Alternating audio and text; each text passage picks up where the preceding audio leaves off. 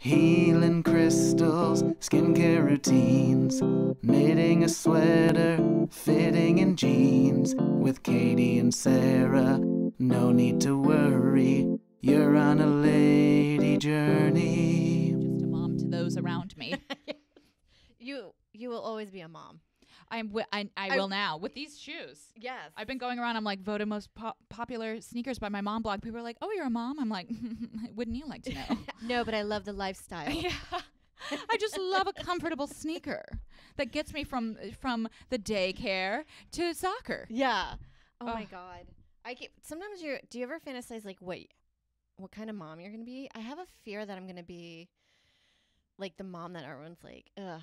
Do you know what I mean? Yes. Yeah. I have a fear. I feel The high-strung mom? that my anxiety would overwhelm me constantly, and I would either be that mom or I would go to the polar opposite of like wine mom. That's like run around outside, mommy needs her juice. Yeah, I just let them do whatever they want for 8 hours with no supervision. And then your kids are like clawing the neighbors. And they're Yeah. like, "Can I have a word?" And you're like, let's have some orange wine together on the porch." I know, you're like, you don't want to be the super cool mom that then your kid is just like Doing drugs. Yeah. You're like, "Just keep it at home." Your kid's like falling down the stairs on Christmas. Like, what?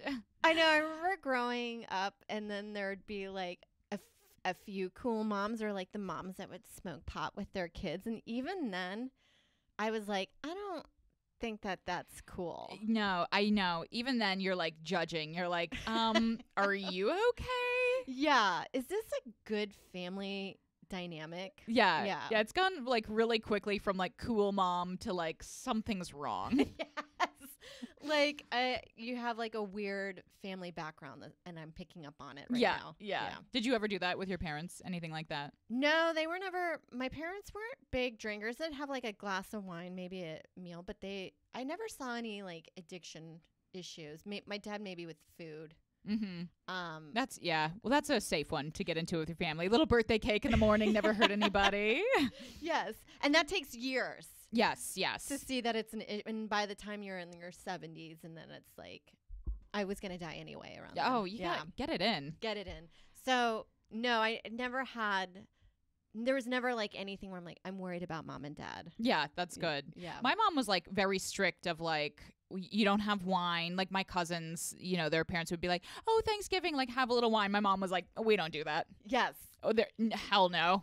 I know, because there's some families that are like, I've gone to some families and then they're just like heavy drink Yeah. together. And I remember being like, even during my drinking days or when I did drink, I don't think I would be able to survive a family like that. Yeah. If you're letting me be a full-on alcoholic, yeah, this that's is not going good. to be, this is not good. disastrous. That's not good. Well, we do like to have a little drinks now at like Christmas, for example. Absolutely. This year at Christmas, I don't know if I had told you this, but I did make a spiked cider for everyone, and I passed out on the couch.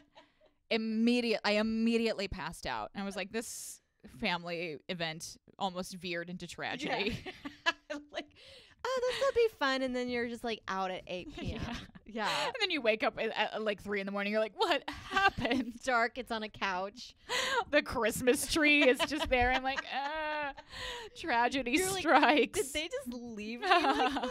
Yeah. Did I say anything? Yeah. Yeah. Disastrous. Christmas time.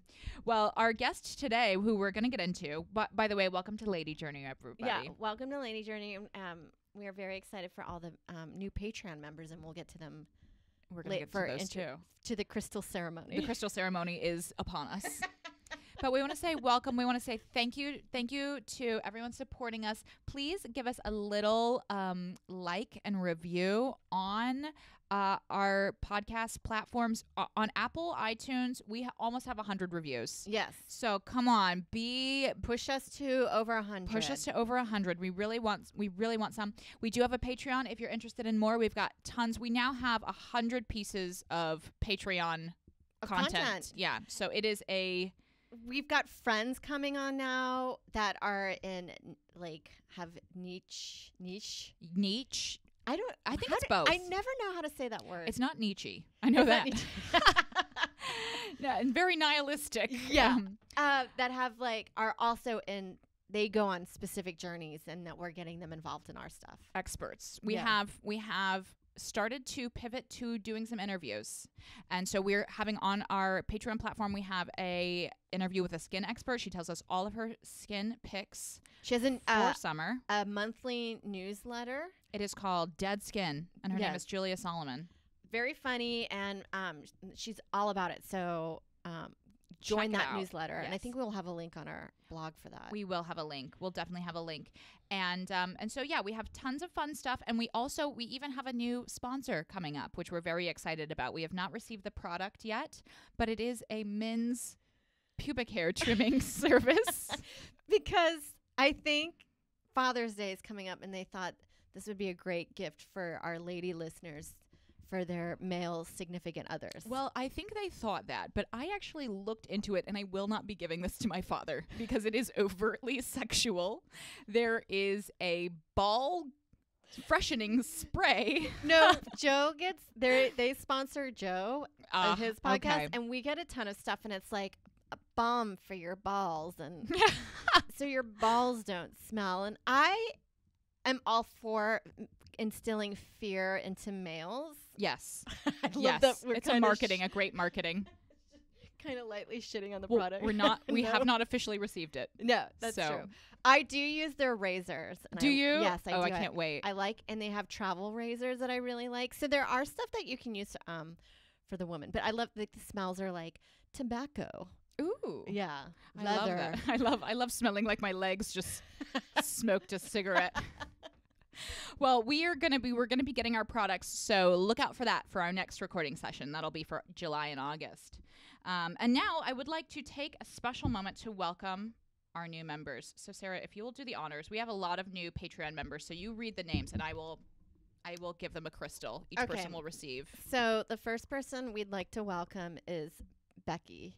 Becky, you're gonna get this gorgeous piece of lapis lazuli, which I think I got when I went to visit the Crystal Cave in Pennsylvania. I got to go visit the Crystal Cave. I did not get to go into the Crystal Cave because I was running late, but I did get this from the gift shop. So thank you. Thank you so much for your patronage. Second person to welcome to the crystal ceremony is Jen.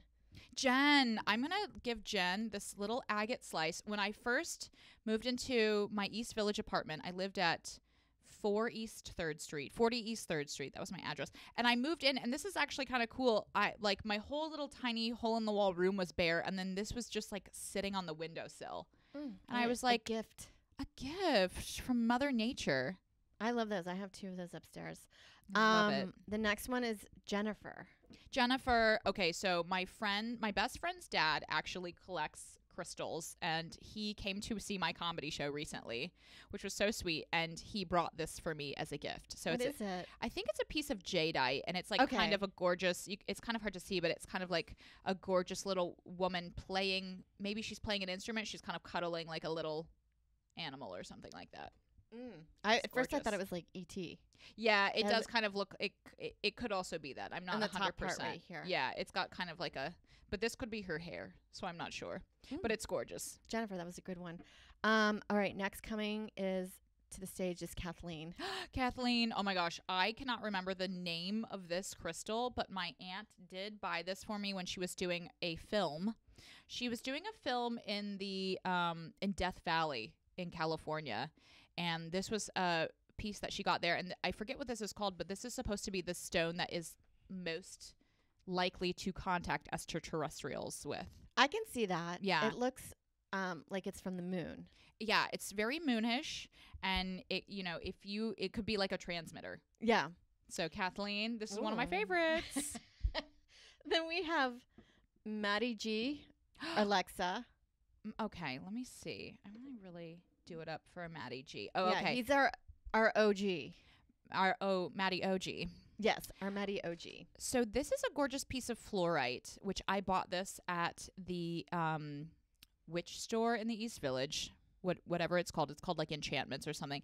I actually bought this because I was going through a phase of doing spells. When am I not? But this was I got this for it was like a prosperity spell, and I actually think it really helped me because this was part of it. I also had like green candles, I had sage, I had a few other different little things, but the whole point of the spell was like you're supposed to visualize yourself having whatever you wanted. And I did it, and I got a job. I booked a job. So There you go. Maddie, this one is small but mighty. And then we have Christian. Okay, this is now one of the funny things about my friend's dad collecting rocks is that my dad also collects rocks. Yes. My dad my dad only collects rocks that he finds on the ground. I like that it seems like women are crystals and then men are like archaeologists. Yes. Women are using crystals for spells and men are using them to find oil. Yes. Yes. I think that this is a piece of granite. I'm not sure, but my dad said he really likes like it. Granite, Yeah. marbly. Yeah. It's like a lot of different materials in there, but this is one of my dad's one that he picked it out for me. And my mom has also been painting rocks, which is really fun. I should show some of those because some of the rock painting, rocks. They're hysterical. And I think they're great gifts to give for like a desk piece. Yes, she gives them to her friends. Yeah. And she really, her rock paintings are really fun. I have to show some on here. No, my dad had one and I was like always jealous. I was like, because when my brother made it in like school and it had little rhinestones and it was blue. Oh, I love a rhinestone.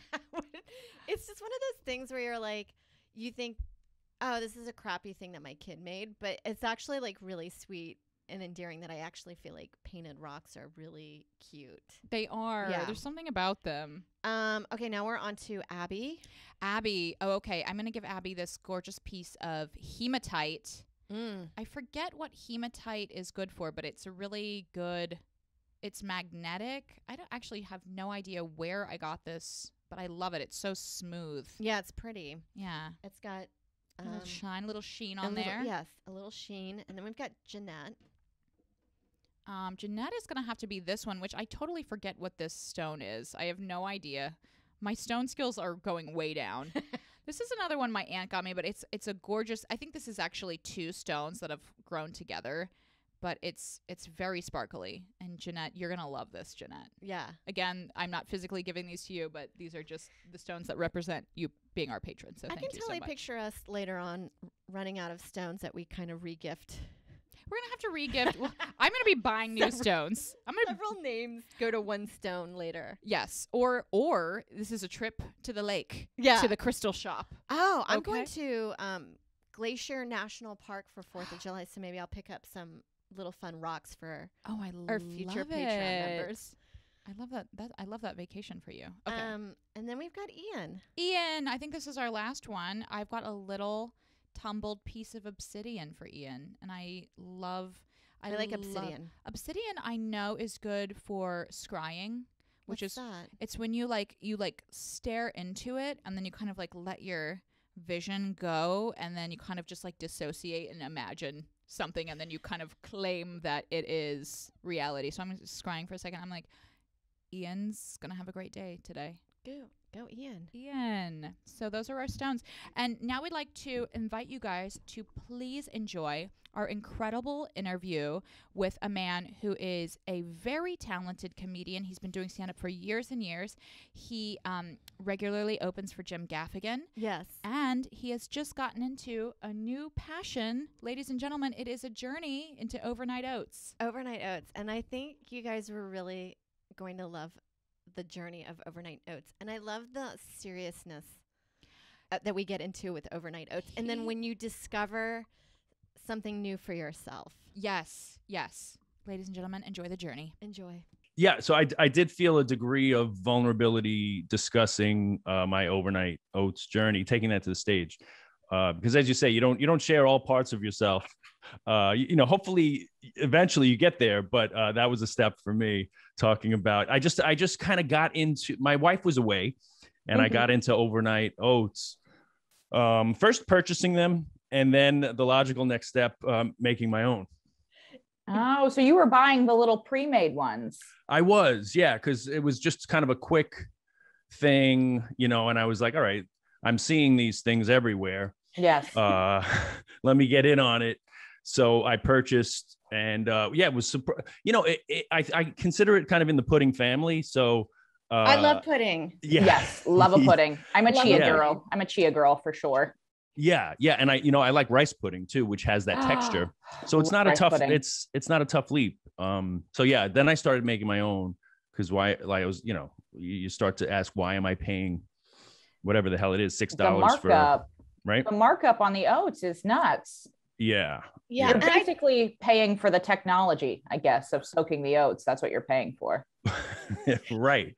Yeah, it's just more convenient to grab a plastic container of like whatever, and they're small portions. Let's face it. It's like, please, may I have another portion? Right? Yeah, that's pretty much what it is. So yeah, I started making my own. it also seemed like this trend, it was like all over, like who decided this online that overnight oats is like where we need to go next for our breakfast food. Like I just didn't see it coming, and it was No. all over my Pinterest boards, and I got involved a little bit, and I was doing the chia seeds with the almond milk, but Mhm, then mhm. I don't know if this is just me, but I kept getting really sick because I think I put too much chia seeds. You Oh, okay. over-chia'd. I Yeah. over-chia'd. But I know I agree with you, Sarah. We've gone from, there's an insane societal shift where oatmeal almost, I heard somebody joking on stage about oatmeal not that long ago, before the pandemic, but not that much, maybe 2.5 years ago, joking that oatmeal was the food of the invalid. And now it's really elevated itself to now overnight oats is the hippest breakfast that you can have. It's having its moment. Oatmeal is having Yes. its moment. And I Yes. think it's overdue. I mean, I think, we all start out, I have 2 kids now. If they could have oatmeal, breakfast, lunch, and dinner, they would. And so I think we come from that place. And I don't know if we outgrow it. We get a little too cool, a little too sophisticated. But it's nice to see that as a society, we're coming back around and we're saying, you know what, let's revisit. Let's take a closer look. And maybe also the word overnight. I think maybe we're just overlooking that aspect of it because every meal is like instant. Throw it in the microwave. This is like, let's give it overnight. Let's let it sit and it's going to be there for you. And see how it is in the morning. And have you ever had one where you're excited, you're anticipating your morning oats, and then like when you open them up because they are sealed? I've had it where they didn't absorb and it was a mess. And what kind of oats were you using? I'm wondering. I think just the ones that have the Quaker oats. Yeah. Yeah. It is funny, right? Because now they have like the steel cut and then like the Scottish and the Irish, like all the different kinds of oats. Yeah, but I'm I'm pretty too many, I think. Yeah. I'm pretty basic with the oats, just the instant or the Quaker, if it's going to be the overnight. But yeah, you do have that margin for error where, if there's not enough moisture, too much moisture. Yeah. So there is a little bit of a learning curve to it. But I think it is such a perfect thing for our time because, we watch all these intricate baking shows and like you have to prove the dough for a certain amount of time. And like overnight oats is pretty much in everyone's wheelhouse of like, okay, I soak it overnight and then I eat it. Yeah. Yeah. Well, it feels like we're moving away from instant and like ready-made foods. I think we, as a society, we're kind of going back to that home cooked, but also who has the time, especially if you have 2 kids. And how old are your kids, Ted? I know they're young. 1 and 2. Oh my gosh. You have 2 babies at home. They were basically overnight oats. Yeah. 2, little over 2. They're both essentially pandemic babies. Our son was born Christmas right before the pandemic, and then our daughter was just turned 1 in end of April. Yeah, so it's fun. Happy birthday. Yeah. Thank you. So Ted, I'm interested. Like, walk us through like when you put together the oats. Like, do you have a go-to recipe, or what's your style? I have a bit of a sweet tooth, so I have to kind of watch that and make sure, because it is a breakfast, typically for me, a breakfast food or a snack food. So I don't want to overdo it with the syrup, or I have like date syrup now. I don't know how crazy you guys get Ooh. with your syrups. Okay. I'm still basic syrup girl, just maple right now, maybe agave. Okay, nice. Yeah, but look into that because there is a date syrup. There's a few other types of syrups that are, like everything else, there's options. So just, take a look. The date syrup is fine. It's a little more dense than your typical, Mrs. Butterworth or whatever syrup, your typical maple. Yeah. So I'll give it a dab, just to sweeten it. I like raisins. I'm a raisins guy, so I'll throw those in. Ted, we love raisins on this podcast. We love raisins. Oh, good. They get a bad rap, and I don't know why.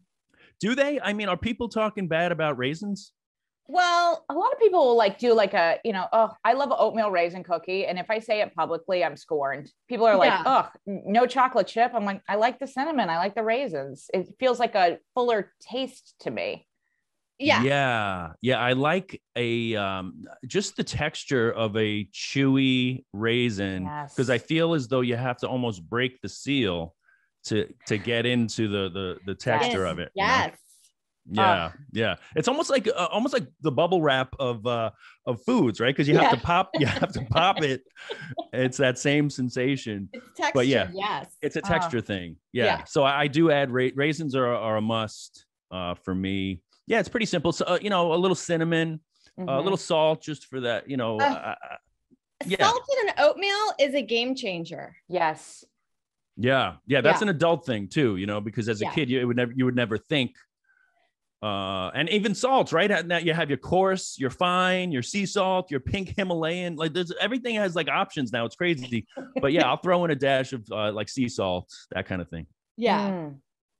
Delicious. Yeah. So it's like pretty kind of like a simple, basic oatmeal raisin, I would say. Yeah, I would call it that. And I would say it's hearty. It does have a little bit of savory, a little bit of sweet. But I think it's solid, and I think I've perfected it to where, if you're a fan of oatmeal, I don't think you're going to find anything wrong with it. No. Sounds amazing. Are you still partaking in overnight oats, or have you backed off a little bit?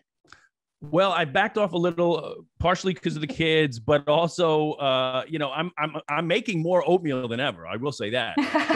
But, but as far as overnight, no. When the end of the night comes, it's just like open a bottle of wine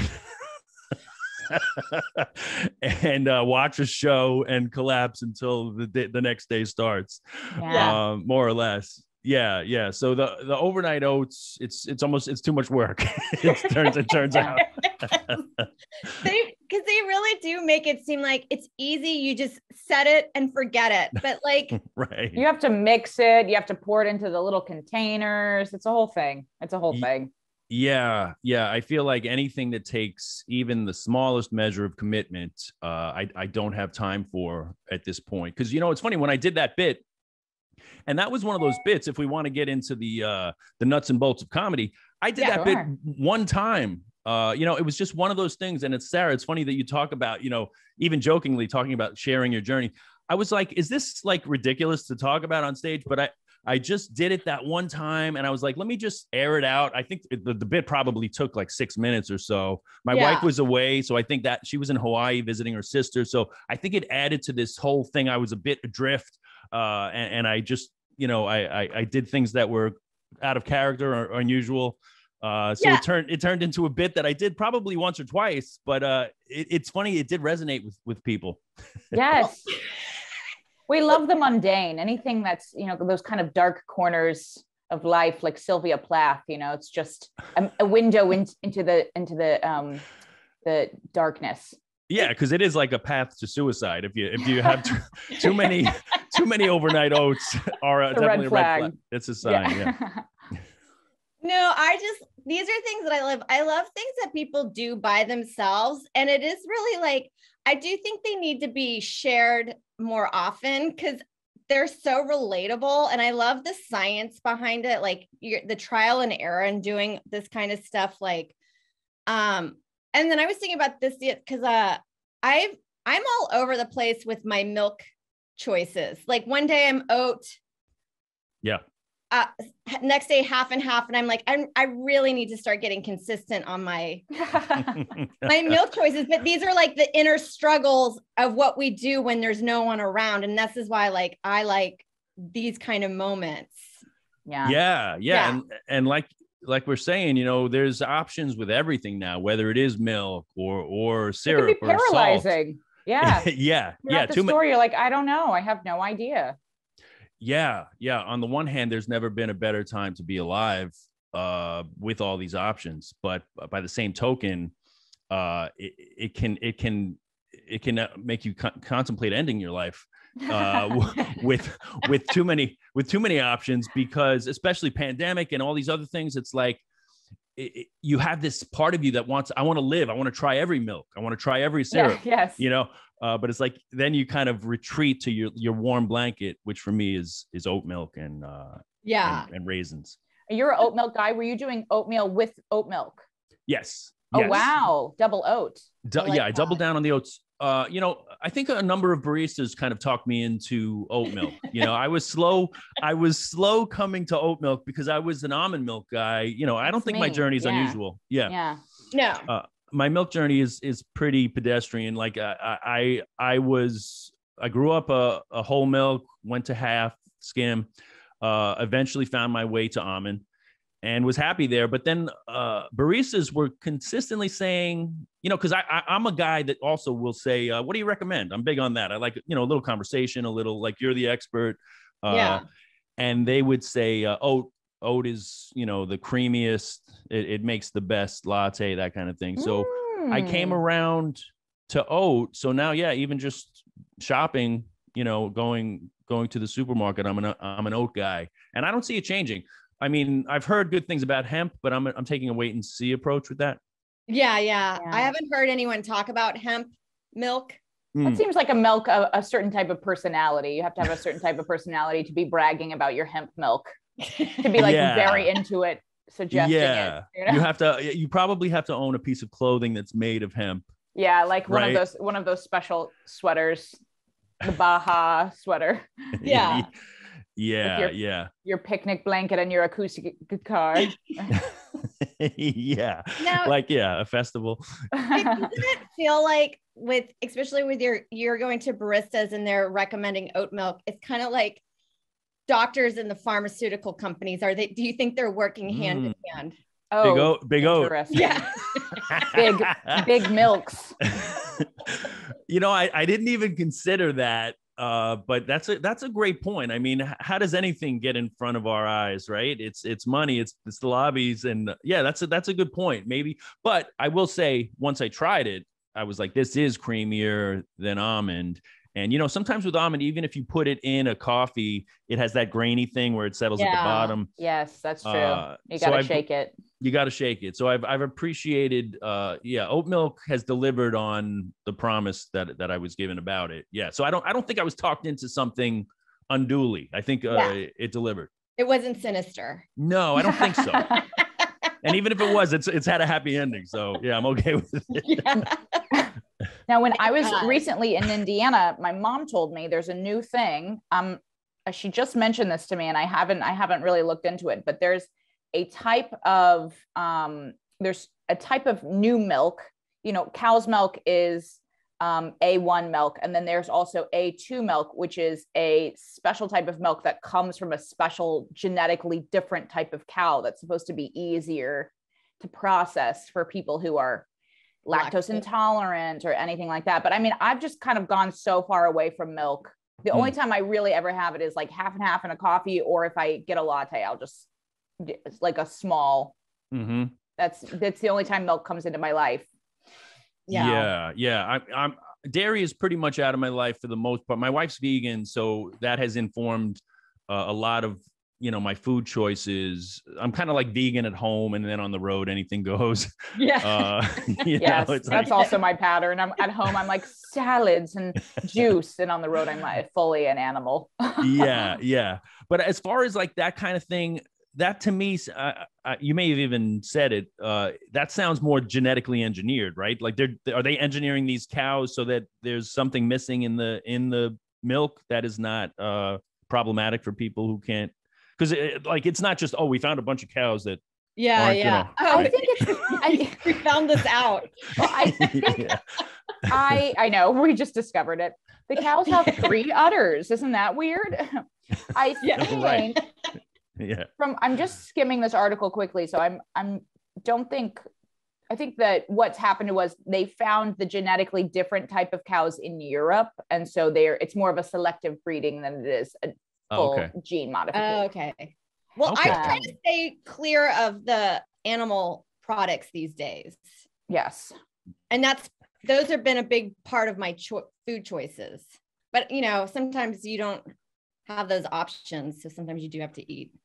Well, sometimes a little cheese gets in there. That's what's happened to me. Right. Yeah. It just sneaks into my mouth. Yeah. But you have to look the other way in those instances. And then, like you say, especially on the road, I think, I give it up to any comedian who sticks to a hardcore vegan lifestyle on the road, because it's virtually impossible. You're going to be eating like iceberg lettuce from a gas station, right? Yeah. You know? Yeah, it's You tough. can't do It's it. tough.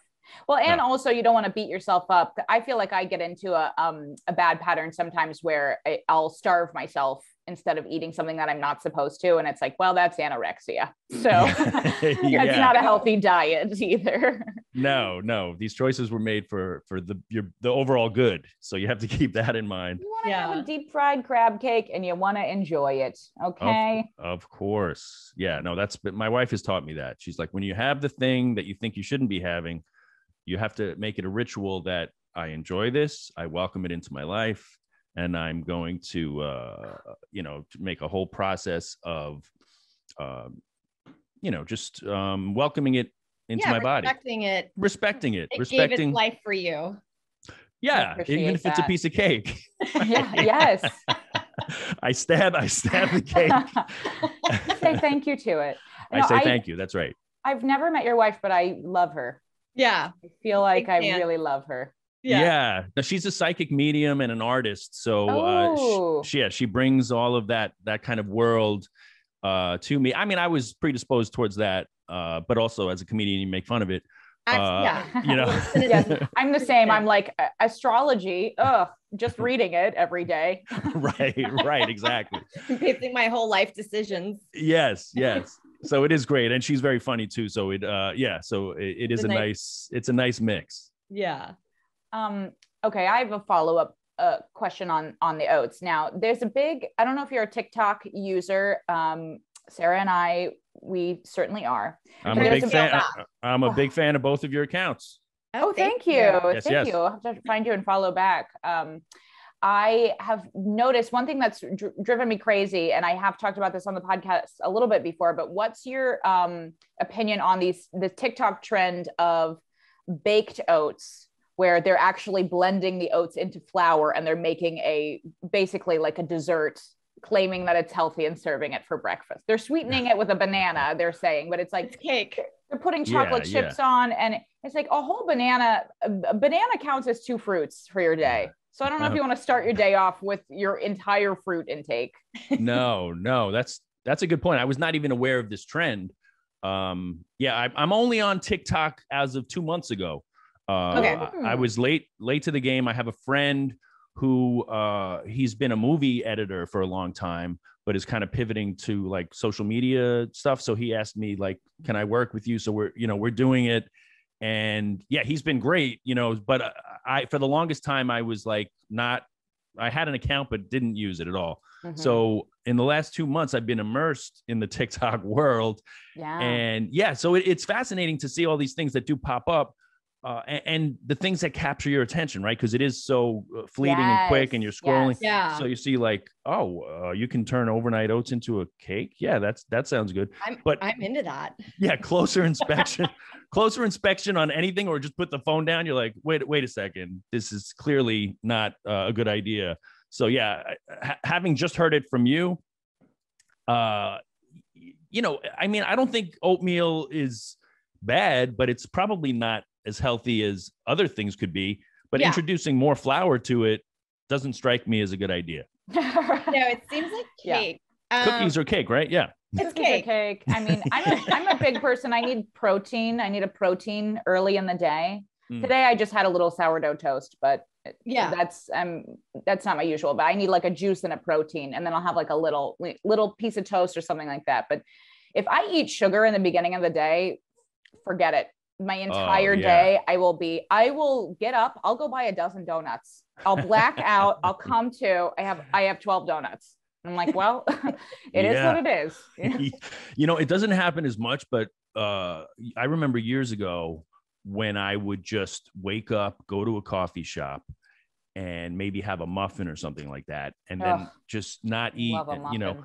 Yeah. But then it just doesn't hit you like maybe 3-4 hours later that like you're tweaking because all I've had is coffee and like some sugar, right? Yeah. And I remember walking home on a couple occasions and almost like literally grabbing a tree because I was like, whoa, low blood sugar. Yeah. Oh my gosh, pretty nutty. But one other thing you mentioned the sourdough. There's another thing, right? Sourdough has, at least for me, only come into my consciousness maybe the last 2-3 years as like almost like the top of the pyramid of breads, right? Because it's like sourdough. Yeah, because it's like something about the yeast, and it could have been around for hundreds of years, right? Yes, the mother. Anything with the mother, you're like, okay, I guess I'm eating history. Yes. Biblical times. Yeah, right. That they broke bread. This could have been in Jerusalem or wherever the hell else. Yes, this was the mother that Jesus had. Jesus' mother. Sourdough, I'm obsessed with, and I got some this past weekend at just like a little, but it comes in that little round thing, and you get it the first day, you're like, so amazing, and then by like day 5, I like can't get the knife through it because the little thing is so hard. I love bread alone. I'm obsessed with bread alone. But that's like that was another thing too, like the bread situation. I followed this recipe that was like the New York Times easiest bread to make. I still had to dedicate like 14 hours of my life to it. Yeah. Like I had to figure out the right time to make it so it would proof while I was sleeping. And then I felt like I would changed my sleep schedule to get this bread right, but it was worth it. But I was like, you can't say this is easy to make if I'm adapting my sleep schedule. Right. No, that's misleading. You're raising a bread. Yeah. I mean, I don't want to have to tuck in my meal, for the night. That's too much responsibility. Yeah, you put the little blanket over it. You sing a lullaby. I mean, that kind of stuff when it is, that I think is why we pay chefs and these people, that's why we pay them, because they have the time to invest or whatever. But as far as doing it at home, people that do it, I love it and it's great. But for me, like you said, I would have been losing sleep too. And I would have been like tossing and turning, maybe checking on it. It's too much. It's too much. It was too much responsibility. But yeah, there are a lot of things that are told to us like, this is really easy to make. Like, again, it does feel like overnight oats are easy, but it's not easy. That I just went back to making regular oatmeal. Yeah. Hot. Especially if you have like the kettle and you just pour it over the instant, just stir it in, or even I just pop it in the microwave. I'll do that. Yeah. But I had one Tuesday. I made pork ragu, and it was the same thing. Like the recipe was easy, and I'm like, okay, I got everything. And then I didn't read the recipe beforehand, but like a big part of it was slowly stirring in milk and broth for 2 hours. So I was just like checking on it, and then I was like I'll write in the kitchen. I'm writing like 3 sentences, and I'm like, oh god, it's burning. It was like a whole thing. It was like, wow, that was taxing. Yeah, I think it really underscores how our lives have changed and the pace and our attention span, right? Because I remember both my grandmothers being very crafty and knitting and needlepoint and things that took time, cooking even, right? Like things that took time and had to be planned out. But now, even like my mother, and I know my wife, nobody's going to do anything that requires like a calendar or a planner. It's just going to be like, all right, we need this by 5 p.m. and it's 3 p.m. So let's start. You know, it's not like I'm making this for Sunday and let's start stirring. Right. It's crazy. Yeah. But like but there is something beautiful about that, right? Don't you miss, like, you know, in a way, I don't know if it's because just the overall pace of life, but I think it's all just excuses, right? Because if you commit to anything, you're gonna knit for a couple hours, or you're gonna bake that thing that requires it be ready for tomorrow or whatever. It's really just it's a lifestyle thing. Yes. It isn't. Yeah. That's kind of like the life that I kind of desire for myself. Is I just kind of want to, the work I want to do is the work that goes into living. Yes. You know what I mean? Like, yeah, homemaking. I go get my food from the field, and then I make it at night, and that's my 8-hour day. Like, that's the kind of life that I want to live. And then it be more community based, like live with friends or family. But I feel like with the digital age, it's, even though it's social media, it's like I find it quite isolating. Yeah. Well, there's such a pressure of capitalism too, where it's like, you can't just live in a field and get your veggies. You also have to be like TikToking it, so you can get like a brand sponsor. So you can like, you know, it's just like everything has to be something that you do for money. And I'm trying to move away from that myself too, especially like in terms of my own creative stuff, where it's like, oh, you know, maybe if I don't post the TikTok or whatever, that's fine. Or, you know, just resting more, even like resting more, where you're like, oh God, I'm not getting anything done. But it's like, oh, this is actually better. It's a, what's that when it's a later gratification, delayed gratification, right? Yeah. Yes. Yeah. And social media is definitely not about that, right? It's about everything is instant. But I do think that in a way, like all the things that we're talking about kind of fall into the same category of counter to the things that you're mentioning, like the amount of choice we have. So it's like, why would I have sourdough every day when there's 50 kinds of breads? Why would I use table salt every day when I can use pink Himalayan, or, you know, like on and on and on. There's a choice for milk. There's a choice for everything. So if you're living that life that you described, Sarah, that does sound great on one level of, I wake up, you know, with the sun, and I till the land, and I pull the carrots out of the dirt. But then the third day of that, I'm like, God damn it, carrots again. You know, so it sounds more enticing for us, I think, because we've been so conditioned with choices and options and attention span that, you know, we can't stick with it. Yeah. I totally understand that mentality. I have, these are my irrational, or like delusions that I have, that I'm like, I think I would be happier in this. And I know right away, day 2, I'm like, this sucks. Yeah. Yes. It's a fun fantasy to live in, though. It's a fun, right. I love it. Right. I think Farm that's woman. It's such a big part of existing now. And maybe that's why all these reality shows are popular, because you just need those escapes of like, what if I lived like that, you know, or even overnight oats, you know, maybe I'm going to do this, but nothing takes as far as changing my life. I have equal enthusiasm every time I jump into a new phase, and it, you know, maybe it lasts a month or 2 if I'm lucky. That's your lady journey. You're into it, and then you're back in the same old. Absolutely. It is a quick peek and a denouement.